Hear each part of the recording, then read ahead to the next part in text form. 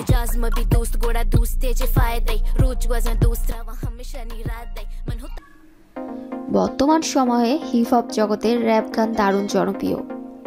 Hip hop সঙ্গীত শিল্পীদের অর্থাৎ র্যাপারদের আলাদা স্টাইলে দেখা যায়। সাধারণত বড় আকারের টি শার্ট, গলায় লম্বা চেইন, উজ্জ্বল রঙের ট্র্যাক স্যুট, স্নিকার্স, বড় ধরনের টুপি, নাম লেখা বেল্ট, হাতে একাধিক রিং থাকে তাদের। কিন্তু এবার এমন একজন নারী র্যাপার রয়েছেন যিনি আধুনিক পোশাক নয় বরং বোরকা পরেই মাতাচ্ছেন র্যাপ দুনিয়া। ওই র্যাপারের নাম ইভা বি, যিনি পাকিস্তানের সংখ্যালঘু বালোচ উপজাতির প্রথম র্যাপ গায়িকা। বোরকায় সারা শরীর ঢাকা থাকলেও ইভার চোখে রয়েছে দৃঢ় সাহস আর গলায় সোচ্চার কণ্ঠস্বর। প্রতিভা বিকাশে নারীর হিজাব বা বোরকা পরিধানকে বাধা মনে করেন না তিনি। পাকিস্তানের একাধিক গণমাধ্যমকে ইভা বলেন, হিজাব আমার প্রতিভা বিকাশে প্রতিবন্ধক নয়।